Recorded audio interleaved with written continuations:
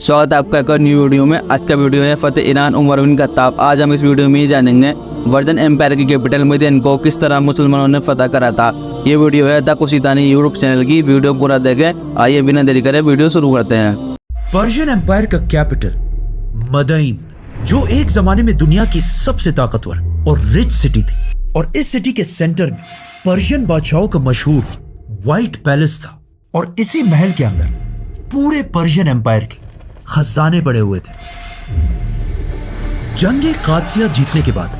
अब Persian empire में मुसलमानों की फौज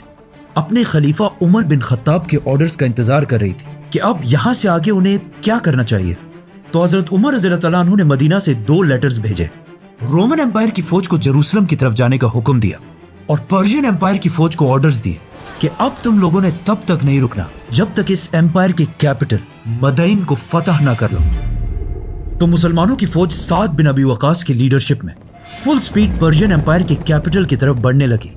और मुसलमान 100% श्योर थे कि वो इस सिटी को जरूर फतह करेंगे,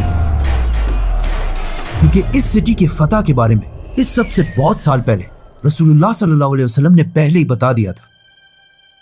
जब रसूलुल्लाह सल्लल्लाहु अलैहि वसल्लम मक्का वालों के बहुत जुल्म के बावजूद उन्हें इस्लाम की तरफ बुला रहे थे, लेकिन अब आप सल्लल्लाहु अलैहि वसल्लम के चचा अबू तालिब की वफात के बाद अब उनके लिए मक्का में रहना बहुत ही डेंजरस था। तो आप सल्लल्लाहु अलैहि वसल्लम मजबूरन अबू बकर रज़ियल्लाहु तआला अन्हु के साथ मक्का से छुपकर मदीना की तरफ रवाना हुए, और उनके जाते ही मक्का के लीडर अबू सुफियान ने यह ऐलान किया कि जो भी इन्हें जिंदा या मुर्दा हमारे पास लेकर आएगा उसे हम 100 ऊंटों का इनाम देंगे। अब जब आप सल्लल्लाहु अलैहि वसल्लम और हजरत अबू बकर रास्ते में थे, तो इन्हीं 100 ऊंटों की लालच में एक आदमी सुराका बिन मालिक इनका पीछा करने लगा। लेकिन जैसे ही सुराका उनके करीब पहुंचा तो उसका घोड़ा अचानक रुक गया, और उसकी बहुत कोशिश के बाद भी वो घोड़ा अपनी जगह से नहीं हिला। आखिर आप सल्लल्लाहु अलैहि वसल्लम ने उसकी तरफ मुड़कर देखा और कहा, सुराका, वो क्या दिन होगा कि पर्शियन बादशाह के कंगन ब्रेसलेट्स तुम्हारे हाथों में पहनाए जाएंगे। सुराका ये सुनकर हैरान रह गया कि खुद तो इनके पास कुछ है नहीं, और बातें पर्शियन बादशाह की खजानों की कर रहे हैं। लेकिन अब कुछ ही सालों बाद उमर बिन खत्ताब की खिलाफत में मुसलमानों की फौज पर्शियन एम्पायर के उसी कैपिटल की तरफ बहुत तेजी से बढ़ रही थी। लेकिन पर्शियन एम्पायर के कैपिटल मदईन को फतह करना कोई आसान काम नहीं था, क्योंकि कादसिया के मैदान से जितनी फौज भाग कर आई थी वो इसी किले में मौजूद थी, और इस पूरी पर्शियन एम्पायर का यंग बादशाह यज़दिगर्द भी इसी शहर में अपने व्हाइट पैलेस के अंदर बैठा हुआ था। और सबसे बड़ा मसला ये था कि इस सिटी मदईन के सामने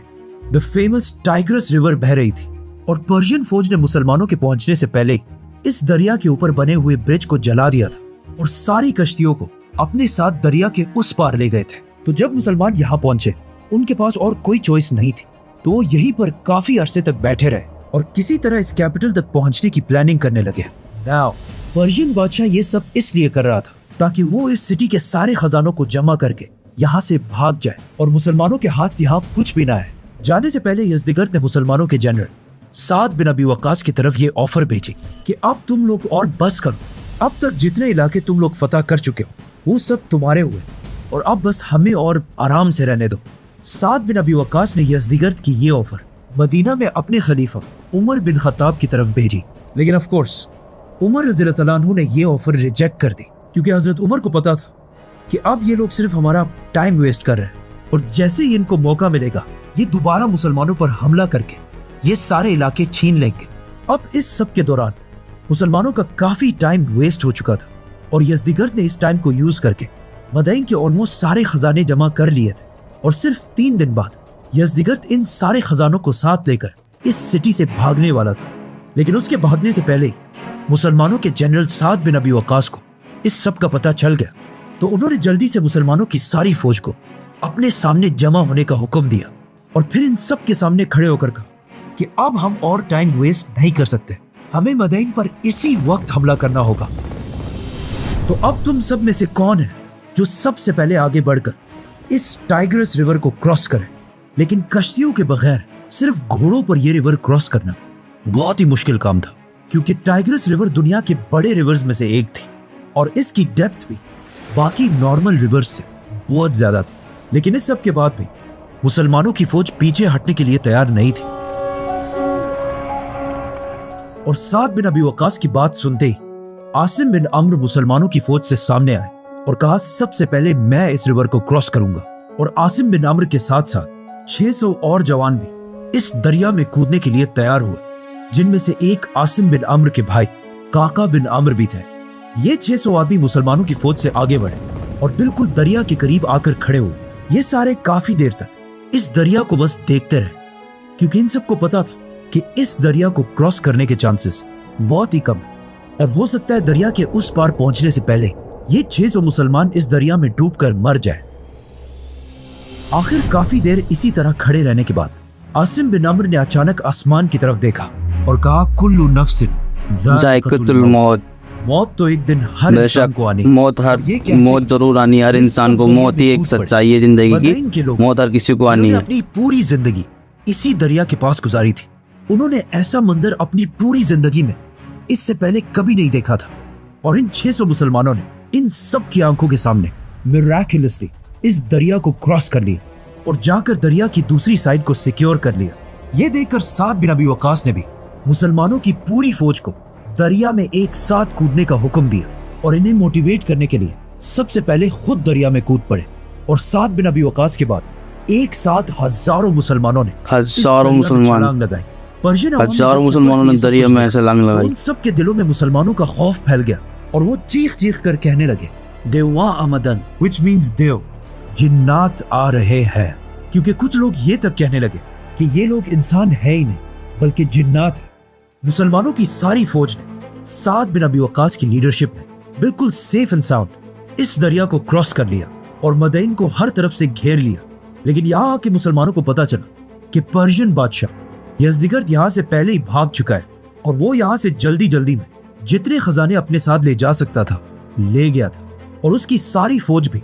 इस सिटी को छोड़कर भाग चुकी थी। तो अब इस सिटी में सिर्फ आम सिविलियंस ही बचे थे। तो साद बिन अबी वक्कास ने अपने एक जनरल और एक बहुत बड़े सहाबी सलमान फारसी रज़ियल्लाहु तआला अन्हु को मदईन की आवाम की तरफ भेजा, क्योंकि सलमान फारसी रज़ियल्लाहु तआला अन्हु खुद भी एक पर्शियन थे और वही इनके साथ बेस्ट निगोशिएट भी कर सकते थे। जब मदईन की आवाम ने यह देखा कि सलमान फारसी भी हम ही में से एक थे, लेकिन आज इन अरब मुसलमानों ने इन्हें इतनी इज्जत देकर इतनी अहम पोजीशन पर बिठाया है कि आज वो पूरी दुनिया के मुसलमानों के लीडर्स में से एक है। सलमान फारसी रज़ियल्लाहु तआला अन्हु की इतनी इज्जत देखकर पर्शियंस ये सोचने लगे कि हो सकता है इस्लाम किसी कौम या जबान का रिलीजन नहीं बल्कि पूरी दुनिया का रिलीजन हो। इसीलिए पर्शियन एम्पायर के इस अजीम कैपिटल ने, जिसे पिछले 800 साल से कोई फतह नहीं कर सका था, मुसलमानों के सामने बगैर किसी जंग के सरेंडर कर दिया। पर्शियंस का इस्लाम के बारे में ये ख्याल बिल्कुल सही था, क्योंकि आने वाले जमाने में इस्लाम के सबसे बड़े स्कॉलर्स और साइंटिस्ट्स इन्हीं पर्शियंस में से थे और आज भी पर्शिया, ईरान इस्लाम के सबसे बड़े किलों में से एक है। मुसलमानों ने बिल्कुल जेरूसलम की तरह इस इंपॉर्टेंट सिटी मदईन को भी बगैर कोई खून बहाए फतह कर लिया और इस तरह पहली बार मुसलमानों की फौज मदईन में एंटर हुई। मुसलमान यहाँ की लंबी लंबी बिल्डिंग्स को देखकर बिल्कुल हैरान रह गए, क्योंकि उन्होंने इससे पहले इतनी मॉडर्न सिटी कभी नहीं देखी थी। साद बिन अबी वक्कास सीधा इस सिटी के सेंटर में किसरा के व्हाइट पैलेस के अंदर गए। इस व्हाइट पैलेस के रूइंस आज भी दुनिया में मौजूद है। इस बिल्डिंग की ग्रेटनेस का पता चलता है। नाउ पर्शियन बादशाह जल्दी जल्दी में अपने साथ काफी सारे खजाने तो लेकर चला गया था, लेकिन मुसलमानों के दरिया क्रॉस करने की वजह से जो माल वो पीछे छोड़ गया था उनकी कीमत भी बिलियंस में थी, जिसका अंदाजा इस बात से लगाया जा सकता है कि मुसलमानों की फौज ऑलमोस्ट 35,000 थी, जिसमें से हर एक फौजी को उन खजानों में से 12,000 दरहम दिए गए थे, जिसे अगर आज के जमाने में देखा जाए तो आज उनकी कीमत $27,000 बनती है। और इस सब के बाद भी इन खजानों का 5वां हिस्सा पर्शियन कैपिटल मदईन से मुसलमानों के कैपिटल मदीना की तरफ रवाना किया गया, जिसमें पर्शियन बादशाह के गोल्ड ब्रेसलेट्स और उसका फेमस तख्त थ्रोन भी शामिल था। इन खजानों को देखने के लिए मदीना में एक बहुत बड़ा क्राउड जमा हो चुका था, क्योंकि अरबों ने इससे पहले एक साथ इतने सारे खजाने कभी नहीं देखे थे। जैसे ये खजाने मदीना पहुंचे, वहां खड़े सारे लोग पर्शियन बादशाह के तख्त को देखकर बिल्कुल हैरान रह गए, क्योंकि ये पूरा का पूरा तख्त गोल्ड से बना हुआ था। पूरा तख्त गोल्ड से, सोने से बना हुआ था और डायमंड्स यूज करके पूरे पर्शियन एम्पायर का मैप बनाया गया था।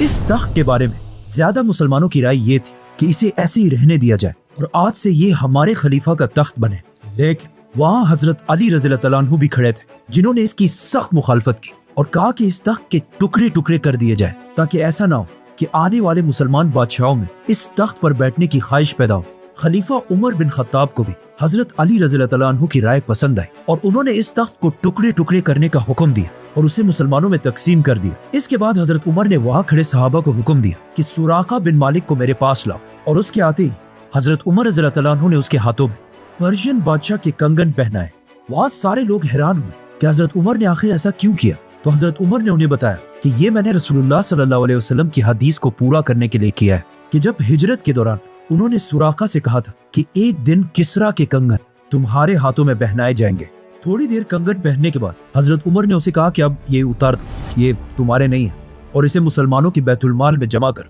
इसी पर्शियन एम्पायर को फतह करने के दौरान मुसलमानों ने पर्शियन एम्पायर की रॉयल फैमिली के मेंबर्स को भी गिरफ्तार किया, जिनमें से पर्शियन एम्पायर की 3 शहजादियां भी थी जो पिछले पर्शियन बादशाह की बेटियां थी। अगर ये मुसलमानों के बजाय कोई और एम्पायर होती तो वो इनके साथ एज यूजुअल बहुत ही बुरा सलूक करते, लेकिन मुसलमानों ने ऐसा बिल्कुल नहीं किया, बल्कि इन्हें इतनी इज्जत दी कि इन तीनों शहजादियों की शादी मुसलमानों के सबसे हाई फैमिलीज में कराई गई। एक शहजादी की शादी पहले खलीफा अबू बकर रज़ियल्लाहु तआला अन्हु के बेटे से कराई गई, दूसरी की शादी खलीफा उमर बिन खत्ताब के बेटे से कराई गई, और तीसरी शहजादी शहर बानो की शादी चौथे खलीफा हजरत अली रज़ियल्लाहु तआला अन्हु के बेटे हुसैन रज़ियल्लाहु तआला अन्हु से कराई गई, और इसी शादी से उनका बेटा ज़ैनुल आबिदीन पैदा हुआ। ज़ैनुल आबिदीन इस्लामिक बल्कि पूरी दुनिया की तारीख के सबसे बड़े शहजादों में से एक रहे हैं, क्योंकि अगर देखा जाए तो ज़ैनुल आबिदीन के नाना पूरे पर्शियन एम्पायर के बादशाह थे और उनके दादा अली रज़ियल्लाहु तआला अन्हु खिलाफत राशिदा के सबसे बड़े खलीफा थे। बदैन को फतह करने के बाद मुसलमान पर्शियन बादशाह यज़दिगर्द का पीछा करते गए और आखिर जलूला की जंग जीतने के बाद पर्शियन बादशाह इराक को हमेशा के लिए छोड़कर भाग गया और ईरान में पनाह ली, और उसके जाते ही मुसलमानों ने आसानी से पूरे इराक को फतह कर लिया। इराक फतह करने के बाद मुसलमानों के जनरल साद बिन अबी वकास ने खलीफा उमर रज़ियल्लाहु तआला अन्हु की तरफ लेटर भेजा कि अब यहाँ से आगे हमें क्या करना चाहिए, जिस पर हजरत उमर ने एक बहुत ही अजीब रिस्पॉन्स दिया कि अब और बस है, इससे आगे मुसलमानों को जाने की इजाजत नहीं है। जितने इलाके हम फतह कर चुके हैं वही हमारे लिए काफी है, और मेरी तो ख्वाहिश ये है कि हमारे और पर्शियंस के दरमियान एक ऐसी दीवार होती जिसे हम दोनों कभी क्रॉस ना कर पाते, और ये जंग यहीं पर ही खत्म हो जाती। इस लेटर के बाद साद बिन अबी वकास ने मुसलमानों की फौज को आगे बढ़ने से रोक दिया और पूरे इराक में पहली बार इस्लाम का निजाम कायम किया, और हजरत उमर रज़ियल्लाहु तआला अन्हु के ऑर्डर पर साद बिन अबी वकास ने इराक में मुसलमानों का एक नया हेडक्वार्टर बनाया, जिसे कूफा कहा जाता था। इस्लामिक हिस्ट्री में कूफा का बहुत बड़ा रोल रहा है, क्योंकि यही कूफा मदीना के बाद मुसलमानों का नया कैपिटल भी था, और इसी कूफा की वजह से इस्लामिक हिस्ट्री का सबसे दर्दनाक इवेंट भी पेश है, करबला।